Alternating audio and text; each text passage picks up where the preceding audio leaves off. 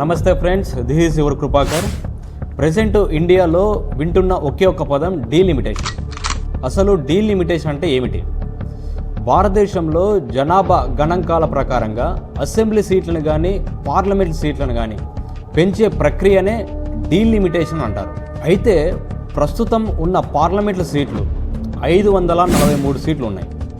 అయితే ఇప్పుడు 1973లో తీసుకొని వచ్చినటువంటి ఈ డీలిమిటేషన్ బిల్లు ద్వారా ఏర్పాటు చేసినటువంటి సీట్ల ఇప్పుడు ఉన్నటువంటి 543 సీట్లు.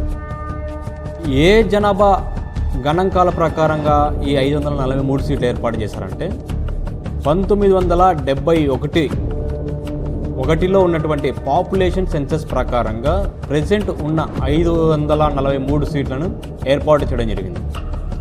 ప్రస్తుతం ఉన్న ఎన్డీఏ ప్రభుత్వము ఈ యొక్క 543 సీట్లను కాస్త 850కి పెంచాలని చెప్పేసి ఒక బిల్లును ప్రవేశపెట్టారు.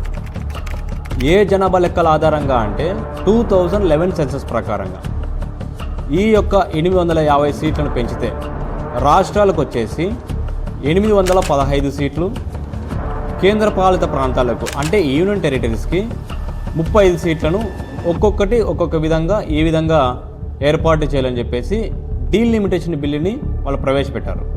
అయితే ఈ బిల్లును ప్రవేశపెట్టిన ఈ బిల్లు ఆమోదించబడాలనంటే అంటే ఇంప్లిమెంట్ కావాలనంటే 2/3 మెజారిటీ ఓటింగ్ కావాలి. ప్రస్తుతము 540 సీట్లు ఎంపీ సీట్లు ఉన్నాయి. ఇందులో ఎన్డీఏ ప్రభుత్వానికి సంబంధించిన బలం ఎంత అంటే 293. అదేవిధంగా అపోజిషన్ ఉన్నటువంటి బలం ఎంత అంటే 233. ప్రస్తుతము ఈ యొక్క బిల్లు ఆమోదించబడి అమల్లోకి రావాలంటే కావాల్సిన ఓటింగ్ శాతం ఎంత అంటే 360 ఓట్లు పోలవాలి. అయితే ఇక్కడ ఈ యొక్క లెక్కల ప్రకారంగా మనం ఒకసారి అబ్జర్వ్ చేస్తే ఇంకా 68 ఓటింగ్ శాతము అనేది ఎన్డీఏ ప్రభుత్వానికి కావాల్సిన అవసరం ఉంది. ఈ బిల్లు కాస్త ఆమోదించబడి ఇంప్లిమెంట్ అయితే దక్షిణ రాష్ట్రాలకు తీరని నష్టం జరుగుతుందని చెప్పేసి సౌత్ ఇండియాలో ఉన్నటువంటి చాలామంది రాజకీయ నాయకులు, చీఫ్ మినిస్టర్సు ఈ యొక్క డీలిమిటేషన్ బిల్లును వ్యతిరేకిస్తూ ఉన్నారు. ఎందుకు వ్యతిరేకిస్తున్నారో ఒకసారి మనం అబ్జర్వ్ చేస్తే నార్త్ సైడ్ ఉన్న పార్లమెంట్ సీట్లన్నీ కూడా అబ్జర్వ్ చేసినామంటే దాదాపుగా 300కు పైగానే అక్కడ సీట్లు ఉన్నాయి. ఈ యొక్క డీలిమిటేషన్ బిల్లు కూడా పాస్ అయితే ఈ 300 సీట్లు కాస్త 400 సీట్ల వరకు పెరిగే అవకాశం ఉంది. అదేవిధంగా సౌత్ స్టేట్స్ చూస్తే 130 సీట్లు ఉన్నాయి. ఈ బిల్లు కూడా పాస్ అయిన తర్వాత 130 సీట్లు కాస్త 140 సీట్లకు పెరిగే అవకాశం ఉంది.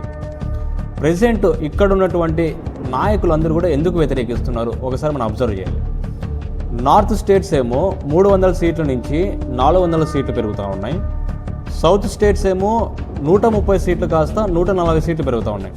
అంటే పార్లమెంట్లో ఏ యొక్క బిల్లు పాస్ చేయాలన్నా, పార్లమెంట్లో ఏ పాలసీని కూడా మేకింగ్ చేసి దాన్ని ఇంప్లిమెంట్ చేయాలన్నా కూడా నార్త్ స్టేట్స్లో ఉన్నటువంటి సీట్లు ఎక్కువగా ఉన్నాయి కాబట్టి వారిదే ఎక్కువ పైచేయి అవుతుంది.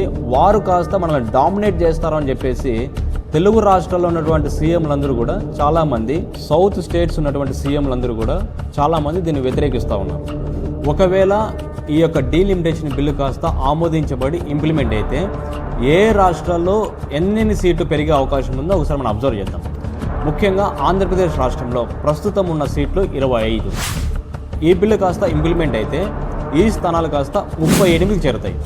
అదేవిధంగా తెలంగాణలో కూడా 17 స్థానాలు ఉన్నాయి. బిల్లు ఇంప్లిమెంట్ అయితే 28 స్థానాలు పెరుగుతాయి. అదేవిధంగా తెలంగాణ 39 స్థానాలు ఉన్నాయి, పెరిగితే 59 స్థానాలు అవుతాయి. కేరళ 20 స్థానాలు ఉన్నాయి, అదేవిధంగా పెరిగితే 30 స్థానాలు అవుతాయి. ఢిల్లీ 7 స్థానాలు ఉన్నాయి, బిల్లు ఇంప్లిమెంట్ అయితే 11 స్థానాలు అవుతాయి. వెస్ట్ బెంగాల్ 42 స్థానాలు ఉన్నాయి, బిల్లు ఇంప్లిమెంట్ అయ్యి ఒకవేళ అమల్లోకి వస్తే 63 స్థానాలు పెరుగుతాయి. ఈ విధంగా మనం అబ్జర్వ్ చేయాలి. ఏ బిల్లు కాస్త ఆమోదించబడితే ఇలాంటి స్థానాలన్నీ కూడా పెరిగే అవకాశం ఎక్కువగా ఉంటుంది.